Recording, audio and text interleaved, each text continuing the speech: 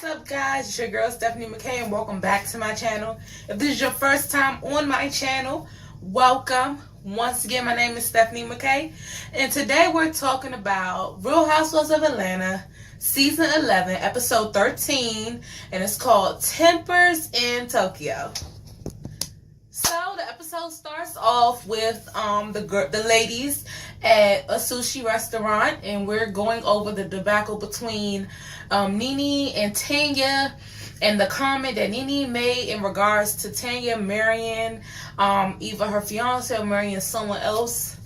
Basically, what happened was at the temple, everyone got a fortunes, like the fortunes you get in a fortune cookie, and Tanya received a fortune that said something about marriage and happiness, and Nene made a comment like, whether you marry Paul, I think it's his name, Paul, or you can marry someone else, either way you're going to get married.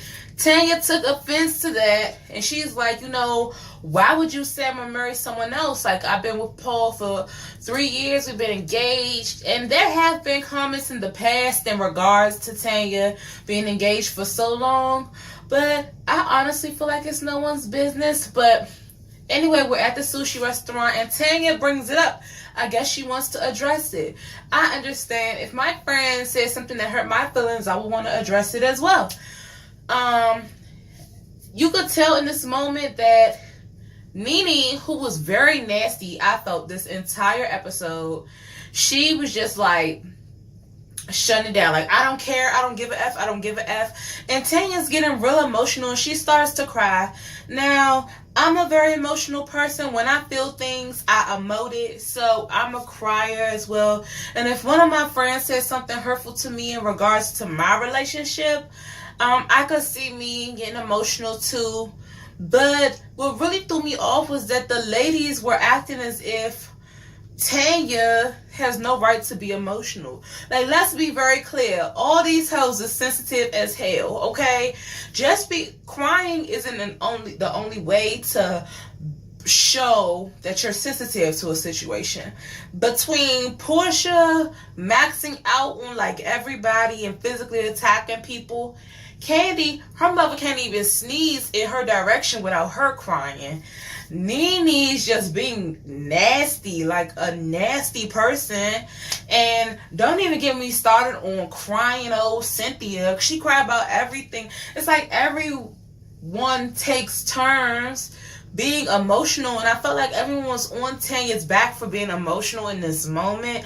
And maybe I just feel empathetic to Tanya because me and her are in a similar situation in regards to like a relationship and what people think we should be doing versus what we're really doing, or how far we really are in a relationship. So I understand Tanya's frustration. What I wasn't understanding was the lady's reaction to her crying, right? So Nene proceeds to get an attitude and like walk out on sushi or whatever. And Nene is just having this really nasty diva attitude. Like, I can't say it enough. Nene was so nasty this episode. Like, between how she was acting towards the ladies, Tanya in particular, and then how she was acting towards production. I just wasn't feeling it. And it's like, these ladies also, what I noticed this episode, these ladies make excuses for terrible behavior, okay? Between Nene's terrible behavior and her blaming it on her husband being sick, between Portia's terrible behavior and her blaming it on her pregnancy, between, like, it's so much. Like, these girls are crazy. Like, these hoes are crazy. Like, they crazy. So, I mean, that's just something I noticed. But moving on, after sushi, Nene leaves the rest of the ladies. And I thought it was funny that they ended up ordering McDonald's. Oh, look at this thread. That's ugly. They ended up ordering McDonald's after the sushi. I guess because the sushi wasn't filling enough or whatever.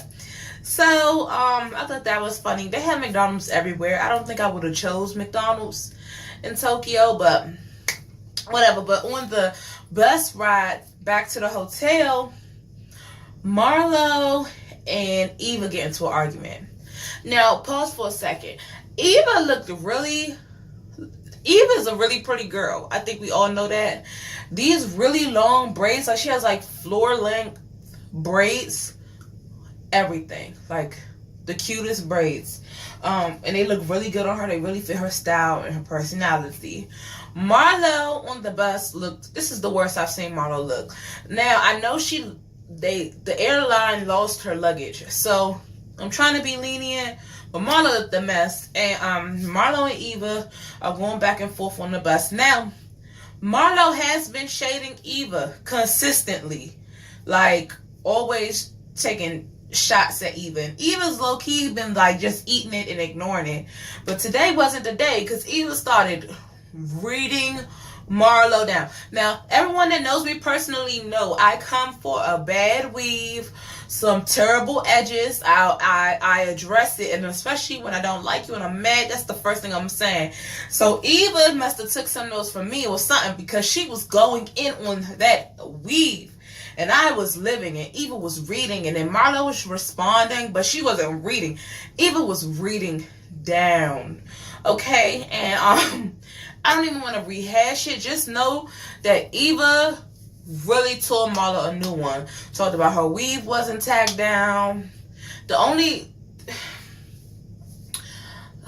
I'm sorry, but look. Marlo made a comment, I guess, as a dig to Eva, like, oh, you have 2 kids by 2 different men.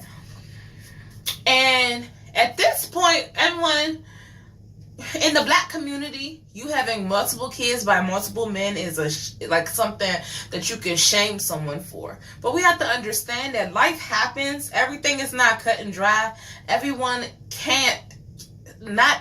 people change, relationships change, and it's like you cannot shade someone for living life. You may love someone, be with them, have a baby with them. It may not work out. Does that mean you don't get to try again with someone else? No. So it's like I felt like I hated that Marlo tried to use that as shade. But Eva came back still reading her, and I lived. Moving on. The ladies get back to the hotel. And I believe it was Cynthia, Marlo, who else was it? Eva and Portia went to Nene's room to try to speak with her after, she stormed off. And once again, Nene is too big. Her diva behavior is really becoming upsetting for me. And I'm struggling to deal with it, so I'm really not understanding how production is dealing with it. But kudos to y'all, because y'all better than I'll ever be. Okay? Better than I'll ever be. Okay? Because I'm not dealing with no nasty attitude from no old woman. Okay? So, they go to Nene's room, try to speak to her. She ain't trying to talk like, oh, there's too many of y'all out there to be trying to deal with. Sis, you lucky anybody even tried to talk to you. Because I wouldn't have cared. I would have came back to the room, came back to the hotel, went to my room, minded my business. Nene does so much, and she really upset me this episode. But the ladies go back to their rooms, and they're supposed to be going to the red light district that night. So everyone goes back to their room and get ready. All the ladies look really nice to go to the red light district. Now, when I heard the term red light district, I did think of like Amsterdam, and I did think it was like some prostitution, some sexy at the strip. That's what I was assuming. And Candy was thinking like how I was thinking, but they got there and it was more like they compared it to Times Square in New York. I saw it more like Chinatown in DC because they have the Chinese restaurants, the karaoke spots, so that's what I was getting. They just kept comparing it to Times Square because there was so many lights, so many people. They did go sing karaoke. They found an Escape song on the karaoke listing, and the funniest part to me was when Nene shaded Candy, like, but I really love this song. It's a really good song. It's hard for me to even realize that Candy on it because I don't hear her voice. Now, let me tell you something. Everybody knows that Candy was not the lead singer of Escape. The sisters were the lead vocalists of Escape. And I do think that that is a sensitive topic for Kandi. So Nene did throw unnecessary shade. But what I will say is Kandi sang her parts and she sounded beautiful. And I'm tired of everybody shading Kandi about her voice. Guess it's a little deeper. But I can appreciate all tones. Go ahead, Kandi. You better show them. And the Understanding song, them all singing it, I thought was such a cute moment. Okay. It really did bring the ladies together. Okay. So after karaoke, the ladies go back and they wake up the next morning to a text message stream in regards to Eva and her grandfather. Now, if you don't remember, I believe last episode and or the episode before that, we received the news that Eva's grandfather had a heart attack and he might not make it. And Eva was taking it really bad, like anyone would. Anyone that has a relationship with an older person would. And the ladies all gathered around Eva to console her and convince her not to leave. And so she decided to stick it out. So the ladies then separate and decide to get ready. They're supposed to be doing like a geisha experience. And I thought that was a really cute idea. The ladies go, I don't know what time. All the other times that the ladies had to catch the bus and be on the bus by a certain time, they did announce what time they had to be ready. This time they did not. I'm assuming it was either 11 or 11:15 that the ladies needed to be ready and at the bus. Everyone was on the bus except Nene. Everyone except Nene made it to the bus by 11:15. And that tour guide was not playing with them. At 11:16, 11:17, she said, okay, let's pull off. She was not playing because she's tired of telling these ladies they need to be on time. It's rude to be late, and these ladies do what they want to do. And what really upset me, I felt like when they showed Nene walking through the lobby, she did not have no sense of urgency. She had no pep in her step. She didn't look like she was trying to be anywhere on time. So when they left her, I was like, oh, damn well. She didn't try hard enough to be there on time. But the ladies did call, they end up calling Nene like, hey, they sending a car behind the bus or whatever, they're going to loop around. And Nene, of course, being diva, it's like, no, I'm not interested. Now, I cannot emphasize enough how tired I am of hearing about how Greg being sick is affecting Nene in her treatment of other people. While the ladies are at the geisha experience, I really don't find it necessary to talk about the geisha experience. It's nothing to talk about. And that's the God honest truth. Nothing special happened. It was a cute little scene.